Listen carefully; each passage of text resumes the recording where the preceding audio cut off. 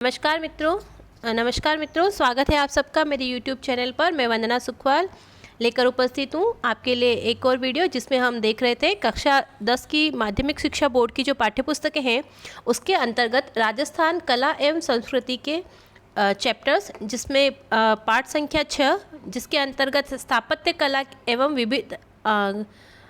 विविध आयाम इस शीर्षक से जो अध्याय दिया गया है उसके अंतर्गत हमने दुर्गों का अध्ययन किया था। और आज हम देखेंगे उसी अध्याय का सेकंड पार्ट, जिसके अंतर्गत हम देखेंगे मंदिर शिल्प। तो देखिए, स्थापत्य कला न केवल नगर निर्माण, भवन एवं दुर्ग निर्माण तक ही सीमित रही, वरन कला की गति और कला की शक्ति के अनुरूप उसका प्रवेश मंदिरों के निर्माण द्वारा भी प्रदर्शित हुआ। भारत में मानसिक तथा राजनीतिक परिवर्तन के साथ कला की भी प्रगति होती रही। यदि राजस्थान के संदर्भ में चर्चा करें तो राजस्थान में 7वीं सदी से पूर्व जो मंदिर बने, दुर्भाग्य से उनके अवशेष ही प्राप्त होते हैं, जैसे बैराट का मौर्य युगीन गोल बौद्ध मंदिर, नगरी चित्तौड़गढ़ का वैष्णव मंदिर।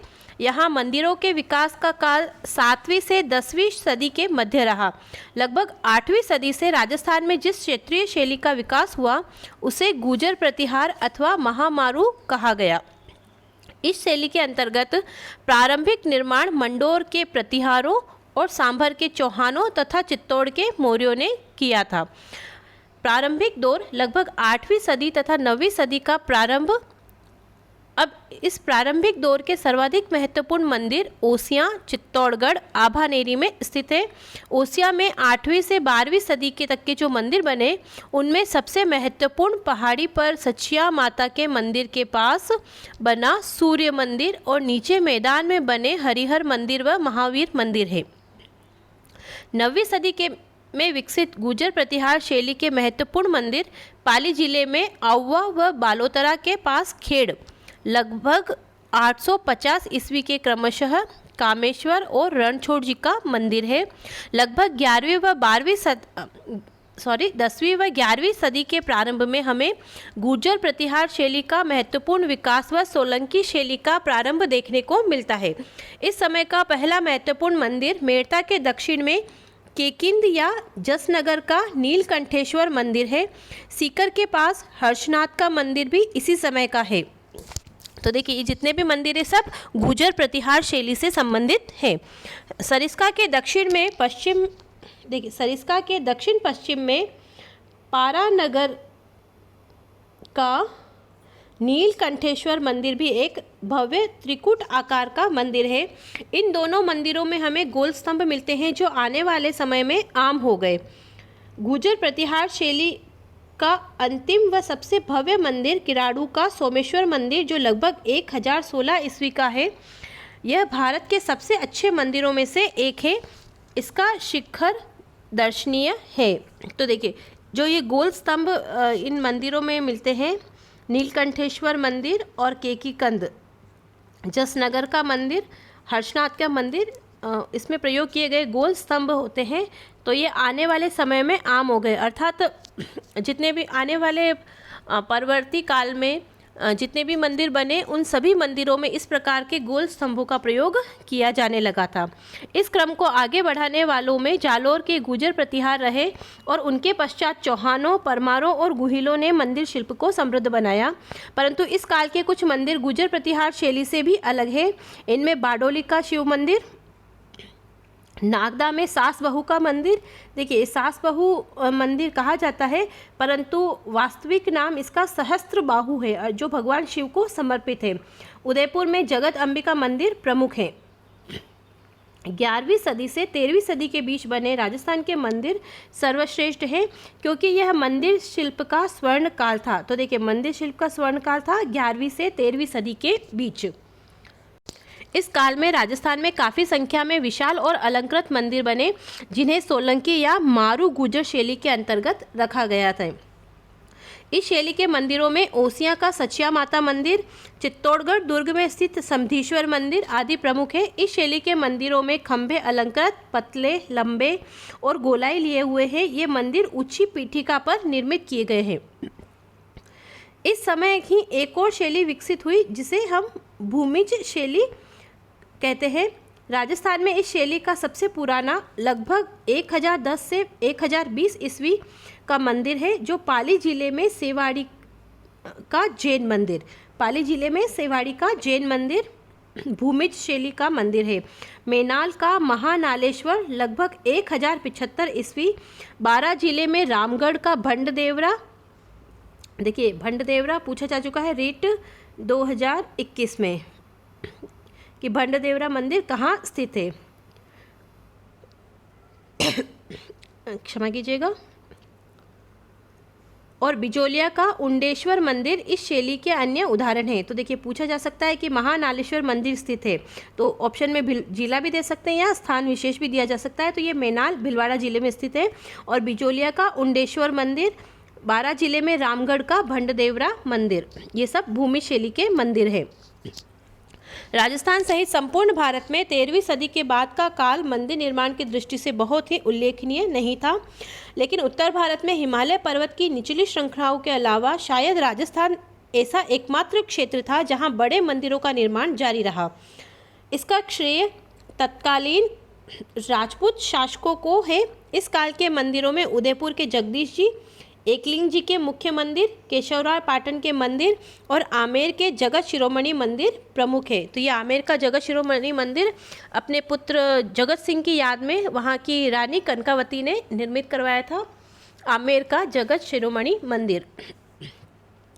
और एकलिंग जी जो मेवाड़ के शासक हैं, उनके देवता माने जाते हैं एकलिंग जी, और मेवाड़ के शासक उन एकलिंग जी का स्वयं को दीवान कहते हैं।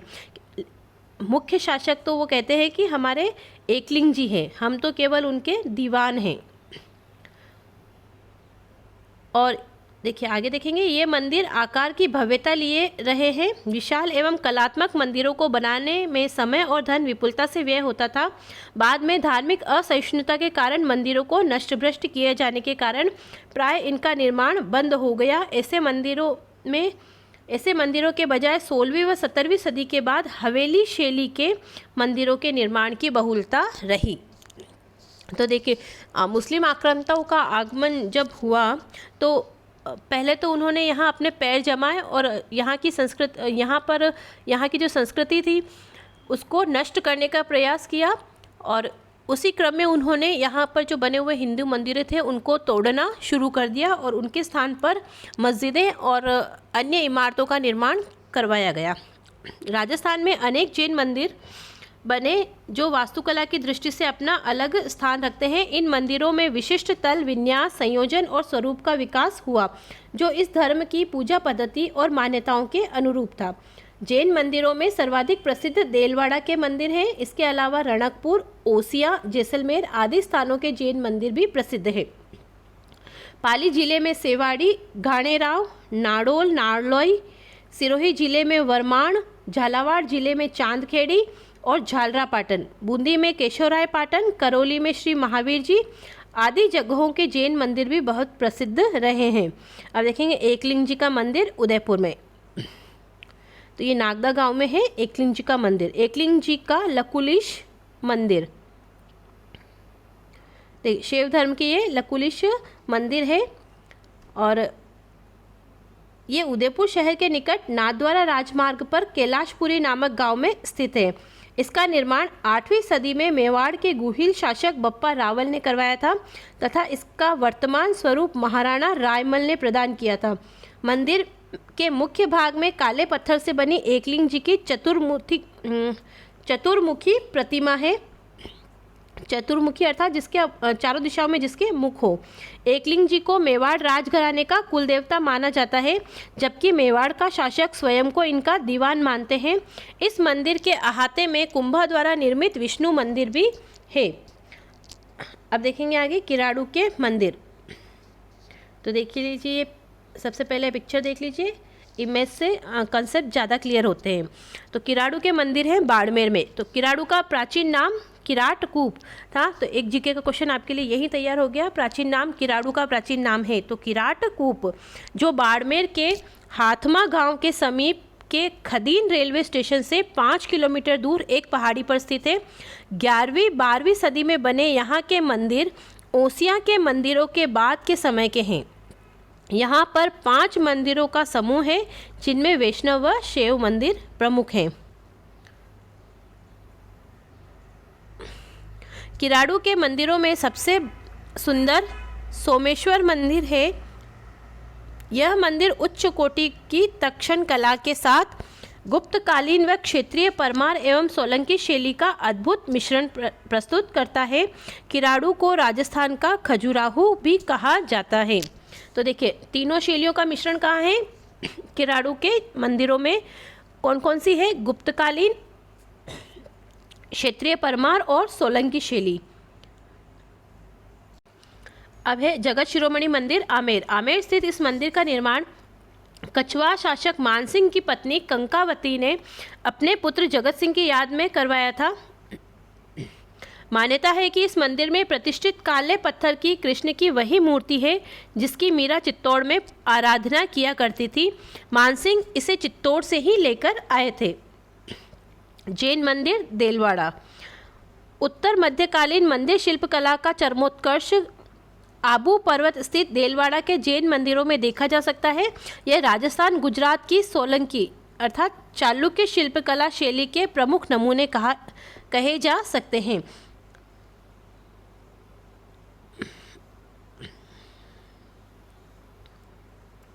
यहाँ स्थित जैन मंदिर में 2 मंदिर प्रमुख हैं। पहला मंदिर प्रथम जैन तीर्थंकर ऋषभदेव का है। इसे 1031 ईस्वी में गुजरात के चालुक्य शासक भीमदेव के मंत्री विमल शाह ने बनाया था और ऋषभदेव को ही आदिनाथ भी कहा जाता है। इस मंदिर को विमल वसाई के नाम से भी जाना जाता है। दूसरा प्रमुख मंदिर 22वें जैन तीर्थंकर नेमिनाथ का है। इसका निर्माण वास्तुपाल और तेजपाल द्वारा 1230 ईस्वी में करवाया गया था। इस मंदिर को लूण वसाही नाम से भी जाना जाता है। तो विमल वसाही और लूण वसाही। विमल वसाही विमल शाह द्वारा निर्मित और समर्पित है ऋषभदेव जी को या आदिनाथ जी को, और लूण वसाई वास्तुपाल और तेजपाल द्वारा निर्मित 22वें जैन तीर्थंकर नेमिनाथ जी को समर्पित मंदिर है। इस मंदिर में मंडप, स्तंभों और छतरियों तथा वेदियों के निर्माण में श्वेत पत्थर पर बारीकी से खुदाई की गई है। श्वेत पत्थर अर्थात संगमरमर। इस मंदिर में रंग मंडप व नव चौकी की कलात्मकता अद्भुत है। तो ये देखिए जैन मंदिर देलवाड़ा का। अब देखेंगे हम हर्षद माता मंदिर आभानेरी। तो ये गुर्जर प्रतिहार शैली का मंदिर है। आभानेरी नामक स्थान पर स्थित हर्षद माता का मंदिर गुर्जर प्रतिहार कालीन कला का उत्कृष्ट उदाहरण है। 11वीं शताब्दी में इस प्रदेश को महमूद गजनवी ने नष्ट भ्रष्ट कर दिया था। मंदिर भी पूर्णतया क्षतिग्रस्त हो गया था। मूलतः यह मंदिर विष्णु को समर्पित था। तो ये एक विष्णु मंदिर था। शिव मंदिर बारडोली। चित्तौड़ जिले में स्थित बारडोली शिव मंदिर पंचायतन शैली का मंदिर है। इसमें प्रमुख मूर्तियां शिव, पार्वती और उनके सेवकों की है। ऐसी मान्यता है कि इस मंदिर का निर्माण हूण शासक तोरमान के पुत्र मिहिर कुल ने करवाया था। तो जो मेन फैक्ट है जिनसे क्वेश्चन बनते हैं वो लगभग इस चैप्टर में आ गए हैं सारे। तो शिव मंदिर कहाँ है? बारडोली में। बारडोली चित्तौड़गढ़ जिले में है। कौन सी शैली में है? पंचायतन शैली में। और निर्माता कौन है? तो हूण शासक जो तोरमान था उसका पुत्र मिहिर कुल। आगे देखेंगे भंडदेवरा शिव मंदिर। ये देखिए, ये रीट 2021 में एसएसटी में पूछा गया था। 12 जिले के रामगढ़ में स्थित भंडदेवरा का शिव मंदिर हाड़ौती का खजुराहो के रूप में प्रसिद्ध है। इसका निर्माण मेदवंशीय राजा मलय वर्मा ने 10वीं सदी में करवाया था। यह मंदिर पंचायतन शैली में बना हुआ है। जैन मंदिर रणकपुर। पाली जिले में स्थित रणकपुर का जैन मंदिर अपनी अद्भुत शिल्पकला एवं भव्यता के लिए विख्यात है। प्रथम जैन तीर्थंकर आदिनाथ को समर्पित इस मंदिर का निर्माण महाराणा कुंभा के शासनकाल में धरणी शाह नामक एक जैन व्यापारी ने करवाया था और महाराणा कुंभा का शासनकाल था 1433 से 1468 ईस्वी। यह मंदिर 1444 खंभों पर टिका होने के कारण खंभों का अजायब घर भी कहा जाता है। मूल गर्भगृह में आदिनाथ की 4 मुख वाली मूर्ति प्रतिस्थापित है, इसलिए यह मंदिर चौमुखा जैन मंदिर भी कहलाता है। आगे देखेंगे सचिया माता मंदिर ओसिया। तो जोधपुर से 57 किलोमीटर की दूरी पर दक्षिण पश्चिम दिशा में ओसिया स्थित है। 8वीं सदी के बने वैष्णव व जैन मंदिर समूह गुर्जर प्रतिहार कला का प्रमुख केंद्र थे। यहाँ पारंपरिक तरीके से वैष्णव, शैव व जैन मंदिरों का निर्माण हुआ। ओसिया के वैष्णव मंदिरों में हरिहर मंदिर व सूर्य मंदिर प्रमुख है। जैन मंदिरों में महावीर का मंदिर तथा शाक्त मंदिरों में पीपला माता तथा सचिया माता के मंदिर प्रमुख हैं। आगे देखेंगे सास बहू मंदिर या सहस्त्र बाहु मंदिर, जो कहाँ है, नागदा में। उदयपुर से 27 किलोमीटर दूर नागदा में 1026 ईस्वी में गुहिल शासक श्रीधर द्वारा कुछ मंदिरों का निर्माण कराया गया था। इनमें से 2 जुड़वा वैष्णव मंदिर सास बहू मंदिर के नाम से प्रसिद्ध हैं। ये दोनों ही मंदिर आकार में छोटे बड़े होने के बावजूद भी अलंकरण की दृष्टि से समान थी और बापा रावल ने नागदा को ही सर्वप्रथम अपनी राजधानी भी बनाया गया था। तो ऐतिहासिक दृष्टिकोण से भी ये प्रश्न पूछा जा चुका है कि बापा रावल ने अपनी राजधानी बनाया तो नागदा को बनाया था। अब देखेंगे राजप्रसाद एवं महल स्थापत्य। इतने समय तो हमने चैप्टर में देखा था मंदिर स्थापत्य कला। अब देखेंगे राजप्रसाद। स्थापत्य का एक विशिष्ट रूप राजप्रसाद है, अर्थात राजाओं के महल। राजस्थान में राजपूतों के राज्य स्थापित होने के साथ राजभवनों का भी निर्माण होने लगा। मेनाल, नागदा, आमेर आदि स्थानों में पूर्व मध्यकाल के राजभवनों के अवशेष मिलते हैं, जिनमें छोटे छोटे कमरे, छोटे छोटे दरवाजे, खिड़कियों का अभाव और 2 किनारों के कमरों को बरामदे से जोड़ा जाना इनकी मुख्य विशेषताएं हैं। मध्यकाल में आर्थिक समृद्धि के कारण राजप्रसाद विशाल, भव्य एवं सुसज्जित बनने लगे। कुंभाकालीन राजप्रसाद सादे थे, किंतु बाद के काल में महलों की बनावट एवं शिल्प में परिवर्तन दिखाई देता है। 15वीं सदी के बाद जब राजपूत शासकों ने मुगलों के साथ संपर्क हुआ तो उसका असर यहाँ के महलों के स्थापत्य पर भी दिखाई दिया। फव्वारे, छोटे छोटे बाग, बगीचे, बेल बूटे, संगमरमर का प्रयोग, मेहराब, गुंबज आदि रूपों में मुगल प्रभाव इन इमारतों पर दिखाई देता है। जैसे उदयपुर के महलों में अमर सिंह के महल, कर्ण सिंह का जग मंदिर, जगत सिंह द्वितीय के काल का प्रीतम निवास महल, जग निवास महल, आमेर के दीवाने आम, दीवाने खास, बीकानेर के कर्ण महल, शीश महल, अनूप महल, रंग महल, जोधपुर के फूल महल आदि। तो देखिए इन महलों के नाम देकर भी पूछा जाता है कि ये महल कहाँ हैं। जैसे दे दिया एग्ज़ाम में दे दिया कि अमर सिंह के महल, तो कहाँ है, उदयपुर में। इसी तरह से कर्ण महल, शीश महल, अनूप महल, रंग महल कहाँ है, तो बीकानेर में है। 17वीं सदी के पश्चात कोटा, बूंदी, जयपुर आदि के महलों में स्पष्टतः मुगल प्रभाव दिखाई देता है। मुगल प्रभाव के कारण राजप्रसादों में दीवाने आम, दीवाने खास, चित्रशालाएँ, 12 दरिया, गवाक्ष, झरोके, रंग महल आदि को जगह मिलने लगी। इस प्रकार के महलों में जयपुर का सिटी पैलेस तथा उदयपुर का सिटी पैलेस प्रमुख हैं। राजस्थान के महलों में डीग के महल, जिन्हें जल महल भी कहा जाता है, उनका विशेष स्थान है। ये महल जाट राजा सूरजमल द्वारा निर्मित है। डीग के महलों के चारों ओर छज्जे, जिन्हें कॉर्निस कहते हैं, वो बने हुए हैं और ये अपना अलग ही प्रभाव उत्पन्न करते हैं। और ये डीग के जल महल हैं भरतपुर जिले में। हवेली स्थापत्य। राजस्थान के नगरों में सामंत और सेठों ने भव्य हवेलियां बनवाई। जयपुर की हवेली परंपरा इतनी प्रसिद्ध हुई कि बाद में शेखावाटी के धनिक अर्थात श्रेष्ठियों ने, व्यापारियों ने अपने अपने गांव में विशाल हवेलियां बनवाने की परंपरा की नींव डाल दी। रामगढ़, नवलगढ़, फतेहपुर, मुकुंदगढ़, मंडावा, पिलानी, सरदार शहर, रतनगढ़, लक्ष्मणगढ़, मुख्यतः जो शेखावाटी क्षेत्र है, आदि कस्बों में विशाल हवेलियां बनना प्रारंभ हो गई। जैसलमेर की सालिम सिंह की हवेली, नथमल की हवेली और पटुओं की हवेली तो पत्थर की जाली एवं कटाई के कारण आज दुनिया भर में प्रसिद्ध हो गई है। इसी प्रकार वंशी पत्थर की बनी करौली, भरतपुर, कोटा की हवेलियां भी अपनी कलात्मक संगत राशि के कारण अद्भुत है। बाद के वैष्णव मंदिर भी हवेली शैली के आधार पर ही बने। इसलिए विशाल हवेलियां मंदिरों के रूप में आज जगह बनाई दिखाई देती है। और इसका मुख्य एक उदाहरण है नाथद्वारा का जो मंदिर है, जो वैष्णव धर्म से वैष्णव संप्रदाय से संबंधित है, वो भी एक हवेली शैली का ही मंदिर है। बीकानेर की प्रसिद्ध बच्छावतों की हवेली 16वीं सदी के उत्तरार्ध में कर्ण सिंह बच्छावत द्वारा बनवाई गई थी। इसके अलावा बीकानेर में मोहता, मुंदड़ा, रामपुरिया आदि की हवेलियां अपने शिल्प वैभव के कारण विख्यात हैं। बीकानेर की हवेलियां लाल पत्थर से बनी हैं। इनकी सजावट में मुगल, किशनगढ़ एवं यूरोपीय चित्रशैली प्रस्तुत की गई है। तो ये देखिए मंडावा की प्रसिद्ध हवेली। आगे देखेंगे, शेखावटी की हवेलियां भी अपने भित्ति चित्रों के लिए प्रसिद्ध है। नवलगढ़ की हवेलियों में रूप निवास, भगत, जालान, पोद्दार और भंगेरिया की हवेलियां प्रसिद्ध हैं। बिसाऊ झुंझुनू में नाथूराम पोद्दार की हवेली, सेठ जयदयाल केठिया की तथा सीताराम सिंगतिया की हवेली विख्यात है।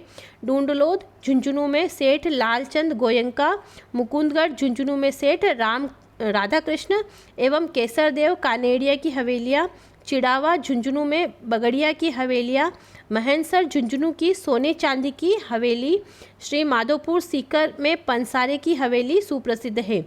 लक्ष्मणगढ़ सीकर की चार चौक की हवेली व चेतराम की हवेली भी विशेष दर्शनीय है। तो देखिए ये मोस्ट इम्पोर्टेंट है ये हवेलियाँ, और वो कौन कौन से शहरों में स्थित है। सीकर में गोरीलाल बियानी की हवेली, रामगढ़ सीकर में ताराचंद रुइया की हवेली, फतेहपुर सीकर में नंदलाल देवड़ा की हवेलियाँ और समकालीन भित्ति चित्रों के कारण भी ये प्रसिद्ध रही हैं। चूरू की हवेलियों में मालजी का कमरा, राम निवास गोयंका की हवेली, मंत्रियों की हवेली इत्यादि विख्यात है। तो देखिए ये राम निवास पोद्दार की हवेली जो शेखावाटी क्षेत्र की सबसे बड़ी हवेली है। तो ये रीट 2021 में SST के अंतर्गत इसका ये प्रश्न पूछा जा चुका है कि शेखावाटी क्षेत्र की सबसे बड़ी हवेली कौन सी है, और उसमें ऑप्शन राम निवास पोद्दार की हवेली उसका करेक्ट आंसर था। तो देखिए जोधपुर में बड़े मियाँ की हवेली, पोखरन की हवेली, राखी हवेली, टोंक की सुनहरी कोठी, उदयपुर में बागोर की हवेली, जयपुर में नाटानियों की हवेली, रत्नाकर पुंडरिक की हवेली, पुरोहित प्रताप नारायण जी की हवेली इत्यादि में हवेली स्थापत्य के विभिन्न रूप दिखाई देते हैं। छतरिया, मकबरे और दरगाह। तो देखिए इसके हम अगले इसमें स्थापत्य कला के अंतर्गत हम देखेंगे छतरियाँ, मकबरे और दरगाह। तो मृत्यु के बाद स्मृति चिन्ह बनाने की परंपरा बहुत पुरानी है।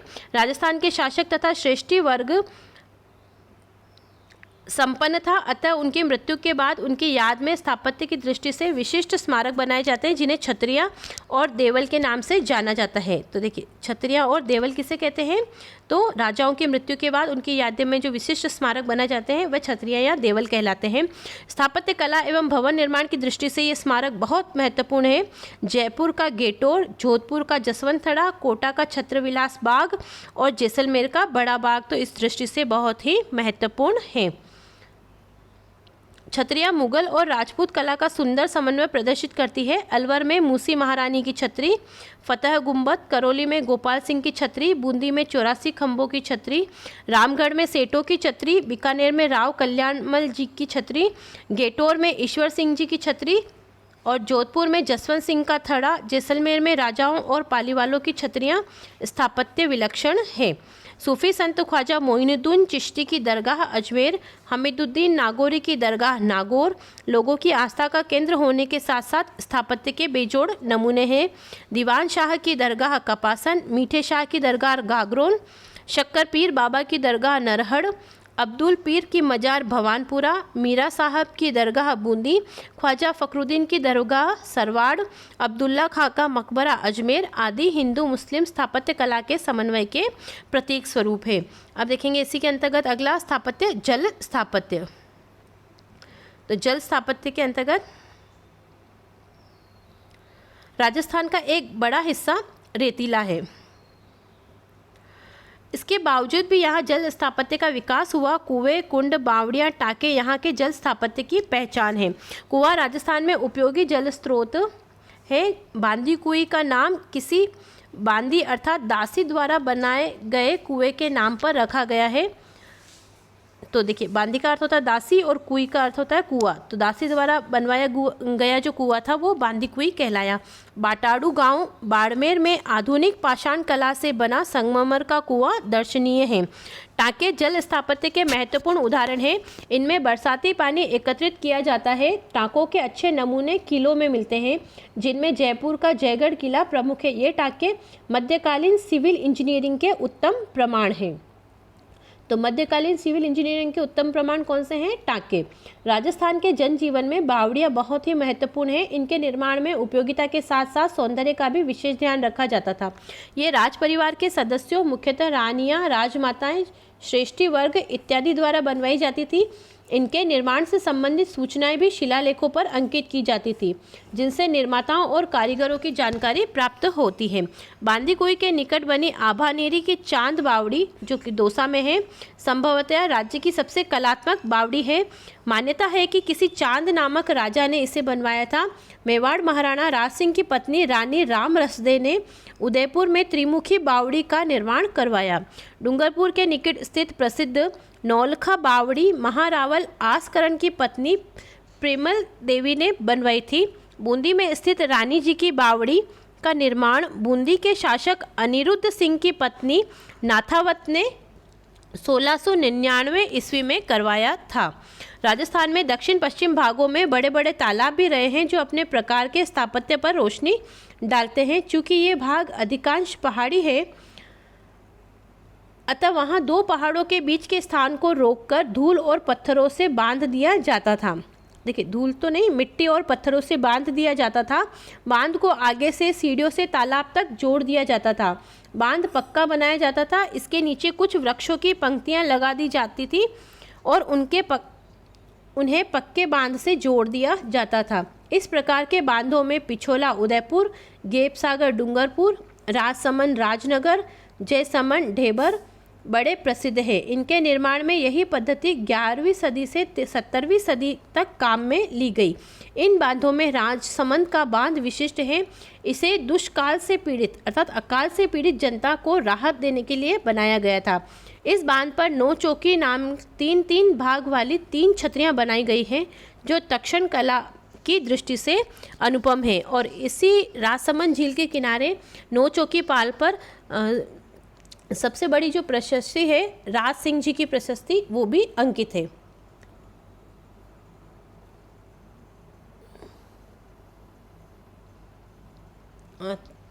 तो देखिए मित्रों, कुछ अभ्यास प्रश्न हैं, उनको भी देख लेते हैं। किस दुर्ग के लिए कहा गया है कि यह दुर्ग बख्तरबंद है? तो रणथंभौर, नाहरगढ़, सिवाना, तारागढ़। तो रणथंभौर दुर्ग के लिए कहा गया है कि दुर्ग बख्तरबंद है। तो आप कमेंट सेक्शन में लिख के बताइएगा कि ये किसका कथन है।